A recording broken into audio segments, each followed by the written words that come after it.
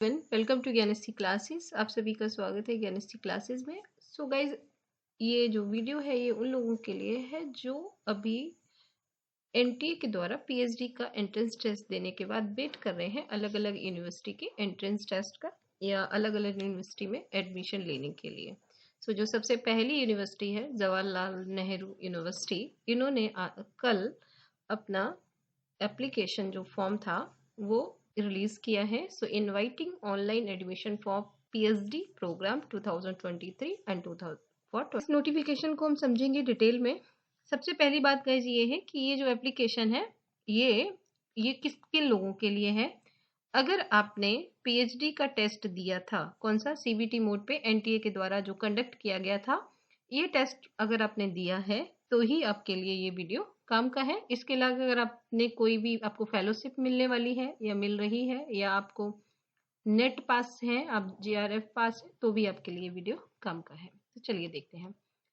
So to online application can log in, तो सबसे JNU.AC.in पे आप जाके पूरा इसको देख सकते हैं। वहां पे आप एनटीए वाला अपना application number, date of birth, ये सब सारी चीजें डालेंगे तो आप ओपन कर लेंगे। उसके बाद जो आपकी एलिजिबिलिटी क्राइटेरिया है वो उसमें इस प्रोस्पेक्टिव में आपको भी एक प्रोस्पेक्टिव दिखाऊंगी, उस पूरे के पूरे प्रोस्पेक्टस में पूरी तरीके से सारी चीज़ों पे हम डिस्कस करेंगे। एंड आपको अपनी एलिजिबिलिटी के बारे में जेएनयू को सेटिस्फाई करना पड़ेगा कि हाँ आप इसके लिए एलिजिबल हैं या नहीं हैं। तो चलते हैं सीधा ई प्रोस्पेक्टस पे। ये है जवाहरलाल नेहरू यूनिवर्सिटी का प्रोस्पेक्टस, वो आप खुद भी डाउनलोड कर सकते हैं सीधा डायरेक्ट, और इसका जो वेबसाइट है वो ये है। सो गाइस, करना चाहते हैं हम पीएचडी और इसके लिए आपने ऑलरेडी सीबीटी टेस्ट को पास किया है। पास करने का मतलब ये है कि बस आपके पास स्कोर कार्ड है, उसमें मार्क्स कितने हैं वो हम अभी डिस्कस करेंगे। तो admission to have mention programme serial number 1 shall be made through entrance test PhD conducted by NTA. तो वो जो लोग जिन्होंने एनटीए के द्वारा पीएचडी दिया था उनको सेपरेट तरीके से यहाँ पर भी आपको दोबारा से अप्लाई करना होगा। ये बात बहुत ध्यान से समझ लीजिए कि आपको दोबारा से जेएनयू की वेबसाइट पे जाके ऑनलाइन अप्लाई करना होगा। जो लोग यहाँ पर एंट्रेंस टेस्ट दे चुके हैं और उनका जो वाइवा होगा उसके आधार पर आपकी एलिजिबिलिटी को दोनों को मिलाकर तय की जाएगी कि आप एलिजिबल हैं या नहीं हैं। और जो भी SC ST OBC EWS PWD category के कैंडिडेट्स हैं वो लोग भी अपनी रिजर्वेशन को लेके यहाँ पे दावा कर सकते हैं। जिन लोगों ने सीबीटी एग्जाम नहीं दिया है लेकिन आप यहाँ से पीएचडी करना चाहते हैं तो क्या कर सकते हैं, आप एंट्रेंस टेस्ट दे सकते हैं। अगर आपने सीबीटी दे दिया तो आपको एंट्रेंस टेस्ट देने की जरूरत नहीं है। सिलेबस यूजीसी वाला रहेगा। जेएनयू में पीएचडी के लिए मैं फिर से बता रही हूँ कि आपको सेपरेट तरीके से यहाँ पर अप्लाई करना होगा, भले ही आपने सीबीटी पास किया है या आप अलग से अप्लाई करना चाहते हैं। एट एनी सर्कमस्टांसेस आपको अप्लाई तो करना ही होगा। अब देखते हैं किस तरीके से जो जेआरएफ के जो बच्चे होंगे उनके लिए यहाँ पे क्या रूल है। अगर आप सपोज जेआरएफ, तो आपको यहाँ पर क्या करना है, you have been awarded lecturership without JRF in the UGC examination and any other fellowship, जैसे आपका NF SC ST on the basis of lecturership without JRF are not eligible. ठीक है, तो यहाँ पर सिर्फ वही लोग एलिजिबल हैं जो जेआरएफ कैटेगरी में हैं और उनका जो सिलेक्शन होगा। अगर आपने जेआरएफ किया है तो आपको यहाँ पर टेस्ट देने की जरूरत नहीं है, आपको वाइवा के स्कोर के आधार पे ही यहाँ पे एडमिशन दे दिया जाएगा। तो जेआरएफ वालों को यहाँ पर एंट्रेंस टेस्ट नहीं देना होगा।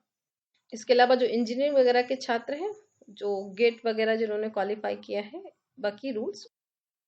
अब यहाँ पर अलग अलग जो भी जिसमें भी आपने अप्लाई करना है उन सभी का यहाँ पे दिया हुआ है, सभी का एलिजिबिलिटी दिया हुआ है कि किसकी यहाँ पर क्या एलिजिबिलिटी है, किसकी यहाँ पर सीट्स पे, कुछ जगहों पे सीट भी दी हुई है, कुछ जगहों पे सीट नहीं भी दी है। अब देखते हैं हम यहाँ पर कि क्या होगा। तो selection procedure for admission, the candidate seeking admission into PhD programme have to appear in the CBT computer based test. The qualifying marks for general category shall be 50% of the total marks। देखिए मैं लगातार आपसे कहते आ रही हूँ कि यहाँ पर जो क्वालिफाइंग मार्क्स हैं वो 50% हैं, तो 50% ऊपर वाले ही अपने आप को एलिजिबल समझें। साइंस सब्जेक्ट के लिए ये बात थोड़ी बदल जाती है क्योंकि साइंस सब्जेक्ट में मेरिट थोड़ी डाउन चली जाती है, बट आर्ट्स के लिए आप ये समझिए कि 55%, 50%, 45% मार्क्स होने ही चाहिए। इसके बाद It is to be noted that more qualifying in CBT does not entitle the candidate to be shortlisted for Viva voice examination. Shortlisting of the candidate to be called Viva voice shall be done as per the following criteria. अब जैसे मान लीजिए कि आपके subject में 50 seats हैं, तो 50 को आप 5 टाइम मल्टीप्लाई कर लीजिए, तो आपका 250 बच्चों को यहाँ पे बुलाया जाएगा जनरल कैटेगरी से। ऐसे ही 8 सीट होंगी तो 80 लोगों को बुलाया जाएगा, 80 सीट होंगी तो 800 बच्चों को बुला लिया जाएगा। सॉरी, हर 8 सीट पे जो कैंडिडेट होंगे, अगर 10 सीटें हैं सपोज, तो 10 का 8 टाइम आप ज्यादा कर लीजिए, यानी कि 80 स्टूडेंट को कॉल किया जाएगा। तो ये डिपेंड करेगा कि उस सब्जेक्ट में कितनी सीट्स हैं, उसी सीट के आधार पर यहाँ पे इंटरव्यू के लिए बुलाया जाएगा। अगर आपको कुछ भी समझ नहीं आ रहा है कि आपका कॉल होगा नहीं होगा, तो आपको जनरली जस्ट अप्लाई कर दीजिएगा, जो होगा वो देखा जाएगा। ठीक है। So the syllabus of entrance or PhD program shall be consist of 50% of research methodology and 50% for specific subject, जो भी आपका सब्जेक्ट होगा। तो जिन लोगों ने CBT एग्जाम नहीं दिया है, डायरेक्ट अप्लाई करना चाहते हैं, तो वो लोग क्या कर सकते हैं, उनको दोबारा से एग्जाम देना होगा, और एग्जाम का जो यहाँ पे सिलेबस है वो दिया हुआ है। JRF qualified candidate shall be exempted from CBT test, उनको सेपरेट तरीके से admission for JRF holders in PhD programme में अप्लाई करना होगा, और उनको किसी भी तरह का कोई टेस्ट नहीं देना होगा। इसी तरीके से जिन्होंने गेट क्वालिफाई किया है, सेम उनके लिए भी यही रूल होगा। In case of bouncing aggregate total CBT plus Viva voice marks for PhD merit shall be done on the basis of the higher marks scored in the CBT conducted by NT and further if needed। यानी कि मान लीजिए कि यहाँ पर किसी दो student के मार्क्स अगर बराबर हो जाते हैं वाइवा में सीबीटी में, तो फिर होगा क्या कि सीबीटी के मार्क्स को यहाँ पे ज्यादा प्रेफरेंस दी जाएगी, कि जिसके कंप्यूटर बेस्ड टेस्ट में मार्क्स ज्यादा होंगे उसी को। JRF होल्डर को यहाँ पर सिर्फ और सिर्फ इंटरव्यू देना होगा, बाकी कुछ नहीं देना होगा। तो मेरा एक सजेशन है कि जो लोग JRF होल्डर हैं वो लोग अपना प्लीज रिसर्च प्रपोजल बना लीजिएगा, इससे आपको बहुत ही ज्यादा फायदा होगा। बाकी जो सारी डिटेल्स हैं वो subject wise, school wise detail हैं कि आप किस स्कूल में आते हैं, कौन सी लैंग्वेज में आते हैं। जिन लोगों का बेसिकली जैसे आपने जापानी, फ्रेंच, साउथ एशियन कोई लैंग्वेज या कोई भी इस तरह की चीज़ ली है जो यहाँ पे है, तो उसमें एडमिशन होने के चांसेस थोड़े ज़्यादा होते हैं। जनरल जो सब्जेक्ट होते हैं जैसे हिस्ट्री हो गया, हिंदी हो गया, इसमें थोड़ा सा ज़्यादा स्टूडेंट होते हैं, थोड़ी सी मारा मारी है। जो सब्जेक्ट थोड़े रेयर होते हैं उसके बच्चे भी बहुत कम रहते हैं, तो वो वहाँ पे आपके चांस ऑफ एडमिशन बढ़ जाते हैं। तो इस तरीके से ये गाइस पूरा प्रोस्पेक्टिव है। ये आप चाहेंगे तो चाहेंगे क्या, मैं भेज ही देती हूँ, ये से मैं अपने टेलीग्राम चैनल पे भेज दूंगी। सो माय सजेशन कि आप टेलीग्राम को ज्वाइन कर लीजिए। जो भी यहाँ पर इस तरह के एडमिशन के लिए आएगा मैं वहाँ पे कंटिन्यूस भेजती रहूँगी। इसके अलावा यहाँ पे पूरा का पूरा इन्होंने डिटेल दिया है कि किस तरह से है।